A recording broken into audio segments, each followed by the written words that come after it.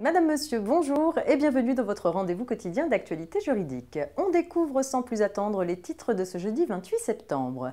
Dépenses de grosses réparations payées par le nu propriétaire d'un immeuble, temps partiel proratisé le complément de salaire conventionnel et abus de biens sociaux non régularisables. Jusqu'à présent, le nu propriétaire d'un immeuble reçu par donation ou succession pouvait, sous certaines conditions, déduire de son revenu imposable les dépenses payées au titre de grosses réparations dans la limite annuelle de 25 000 €. Ce régime optionnel ayant été supprimé à partir de 2017, aucune déduction du revenu global ne peut être opérée.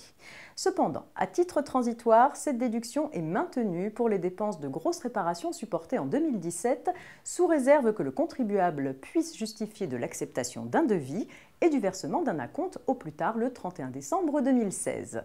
Par ailleurs, pour les personnes ayant supporté de telles dépenses avant le 31 décembre 2016, la fraction des dépenses excédant le seuil de 25 000 € qui n'a pas pu être imputée demeure reportable et peut être déduite du revenu global au titre des 10 années suivantes.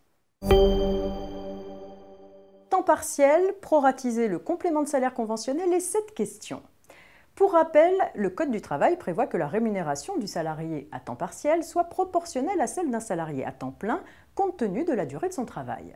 La comparaison se fait à ancienneté égale, qualification égale et emploi équivalent dans l'établissement ou l'entreprise. Question.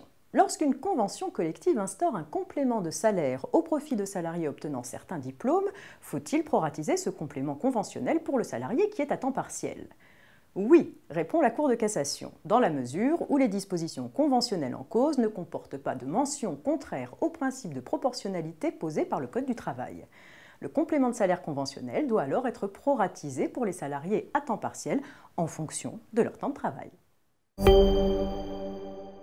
On termine avec ce cas d'abus de biens sociaux non régularisables. Deux gérants d'une société d'exercice libéral à responsabilité limitée sont poursuivis au pénal pour abus de biens sociaux.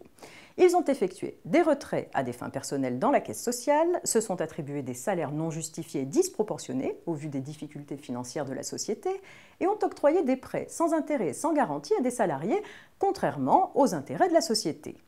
Pour leur défense, ils font valoir que ces agissements ne peuvent être retenus contre eux car non seulement les retraits d'espèces et les prêts ont été remboursés, mais encore les salaires versés ont ensuite été approuvés par l'Assemblée générale de la société. En vain, ils sont condamnés pour abus de biens sociaux. La régularisation des faits intervenus ultérieurement n'emporte pas effacement des infractions qui étaient en l'occurrence caractérisées. N'ignorant pas la situation déficitaire de la société en raison de la procédure de sauvegarde engagée, les prévenus ont effectivement fait, en connaissance de cause et de mauvaise foi, un usage des fonds sociaux contraire à l'intérêt de la société. Fin de cette édition. Très bonne journée et à demain, vendredi.